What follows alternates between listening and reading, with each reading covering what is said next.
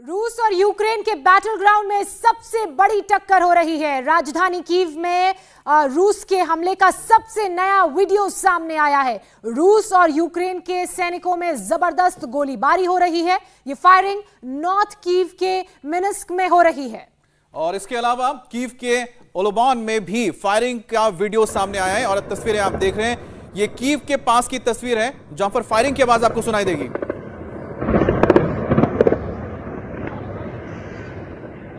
Минский массив.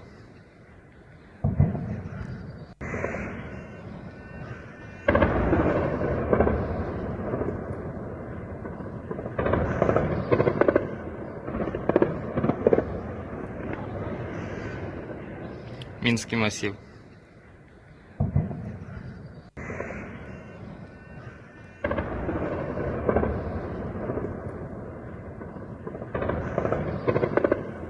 तो ये मिन्स्क की तस्वीरें बताई जा रही हैं जो कि उत्तरी कीव में है और देखेंगे कि रिहायशी इलाका है।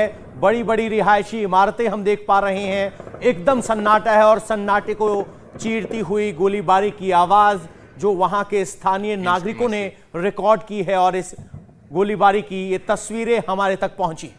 इसके अलावा ओबोलान में भी फायरिंग हुई है और ये वीडियो देखकर आप अंदाजा लगा सकते हैं कि कहीं तक दूर दूर तक आपको यहाँ के रहवासी, घर वाले, कोई सिविलियन नजर नहीं आ रहा है। हालांकि कुछ लोगों ने अपने घर के अंदर से ये तस्वीरें जरूर कैद की हैं क्योंकि आसपास देखिए पूरा रेजिडेंशियल इलाका है। हाई राइज बिल्डिंग आपको आसपास नजर आ रही हैं, बीच में लो राइज बिल्डिंग्स भी हैं और ये किसी ने अपने कैमरे से कैद किए हैं तस्वीरें।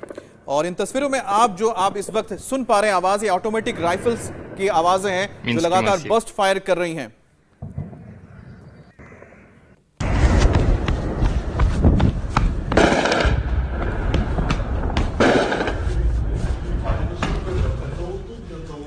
तो अफरा तफरी, गोलियों की आवाज, क्या ये लोग गन बचने फायर के लिए ये गन फायर की आवाज आप सुन रहे हैं। सब ऑटोमेटिक राइफल्स की ये बर्स्ट फायरिंग की आवाज आ रही है और देखिए लोग डर रहे हैं और इसी वजह से किसी सेफ एरिया में जाने की कोशिश कर रहे हैं। मनीष, आपको जोड़ना चाहेंगे?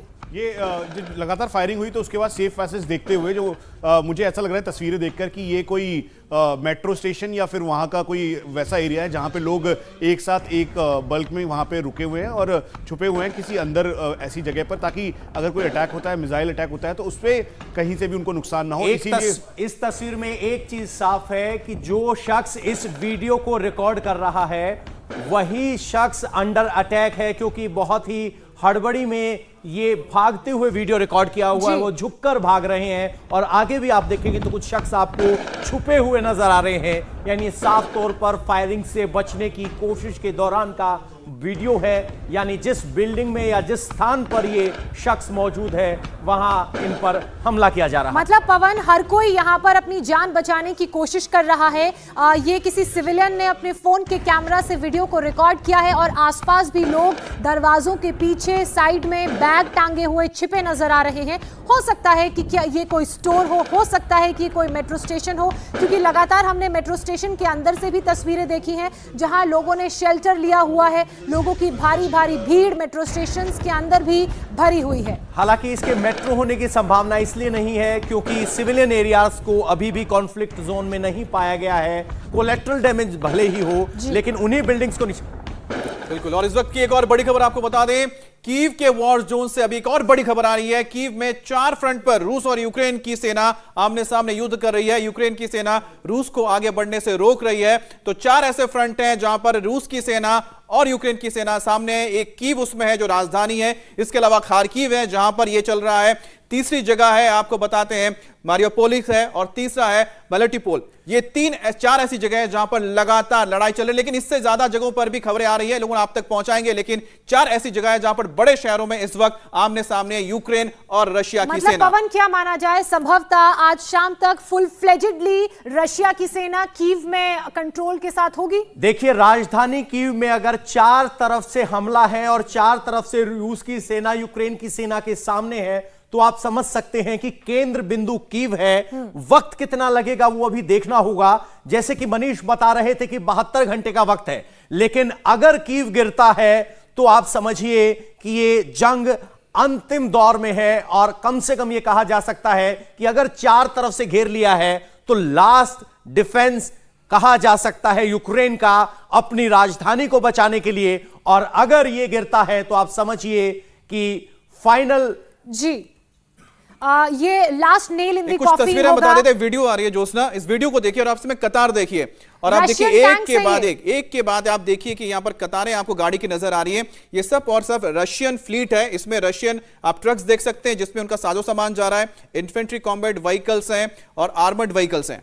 मनीष इन तस्वीरों को और एक्सप्लेन कीजिए। इसमें मल्टी बैरल रॉकेट लॉन्चर है BM-21 ग्रैड, जिसका अभी थोड़ी देर पहले आपने देखा यूक्रेन अटैक में वो पूरा ध्वस्त हुआ था, वो दिखाई दे रहा है। बल्क में BMPs इन्फेंट्री कॉम्बैट व्हीकल दिखाई दिए। उसके बाद वाटर टैंक है, उसके साथ साथ फ्यूल टैंक है और ये एयर डिफेंस सिस्टम S-300 और ये तमाम वो सिस्टम है जो कि इस समय ये सीधा कीव की तरफ आगे बढ़ाया जा रहा है। और हम आपको ये भी बता दें कि ये रशियन डिप्लॉयमेंट है और इनकी वो मोटराइज डिवीजन है, वो दरअसल इसलिए क्योंकि अटैक हेप्टर जहां ऊपर चलते हैं तो नीचे यही आगे जाकर पूरा मोर्चा संभालते हैं, तो इसीलिए ये तस्वीरों में दिखाई दे रहा है। सामने ये जो इस समय आप देखेंगे तो यहां पे उनके इन्फेंट्री कॉम्बैट व्हीकल्स दिखाई दे रहे हैं और ये तस्वीर ये बताती है कि कीव की तरफ आगे और बढ़ाया जा रहा है। और एक बार फिर से जो वहां के सिविलियन मूवमेंट है उसको नहीं रोका गया है। सिविलियंस को कहा गया है कि अगर कहीं से भी वो एक सेफ पैसेज के तौर पर जा सकते हैं और कहीं भी अपने हाइड आउट में रहे ताकि वो कहीं से भी डैमेज की स्थिति में कहीं से भी उनको इंपैक्ट ना हो। इसीलिए ये सिविलियन वीडियो बनाया गया है, जो गाड़ी के अंदर से ये वीडियो बनाया गया और ये कीव की तरफ जाता हुआ रास्ता है जिसपे ये वीडियो बनाया गया। जिस तरीके का ये काफिला है, क्या इसको री-इन्फोर्समेंट माना जाए? क्योंकि शुरुआत में इतना बड़ा काफिला सीधे नहीं जा रहा हो, कम से कम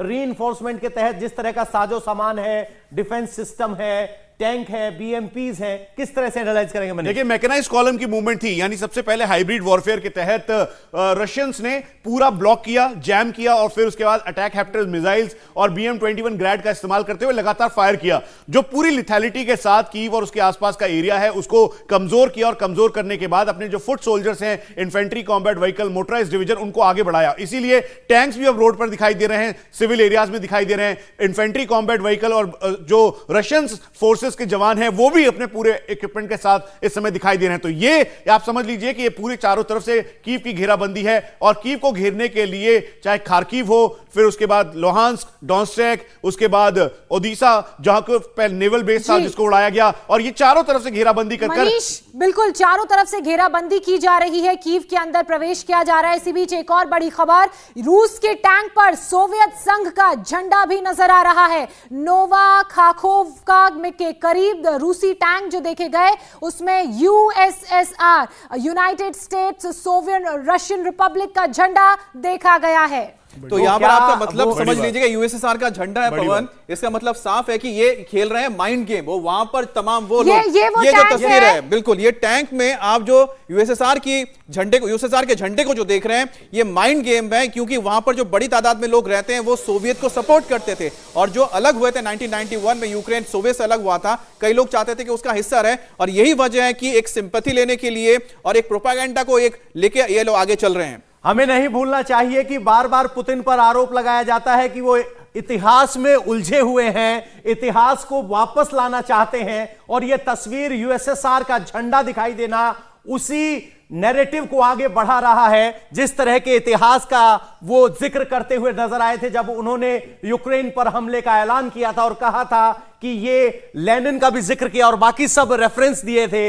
यानी अब वेस्ट जो है पुतिन पर सबसे बड़ा आरोप ये लगा रहे हैं कि वो दोबारा USSR क्रिएट करना चाहते हैं और उसी नैरेटिव को पुतिन ओन करते हुए दिखाई दे रहे हैं इस झंडे के जरिए। अब आप समर्थन समझिए, देशों के लिहाज से USSR का झंडा रशियन टैंक पर लगा होना समर्थन समझिए। Armenia, Azerbaijan, Belarus, Estonia, Georgia, Kazakhstan, Kyrgyzstan, Latvia, Lithuania, Moldavia, Russia, Tajikistan, Turkmenistan, Ukraine और उज्बेकिस्तान। तो ये आप समझिए इतने देशों का लेकिन ये सब साथ थे, अलग हुए। आज के दिन सॉवरेन स्टेट्स हैं, इनमें से 3 स्टेट्स, लिथुआनिया की अगर आप बात करें तो वो नेटो के मेंबर्स हैं, तो हो सकता है कि वो इसमें सहमति ना रखें। इंडिया टीवी हर वक्त हर जगह डाउनलोड करने के लिए सर्च करें India TV news Google play store या ऐप स्टोर पर।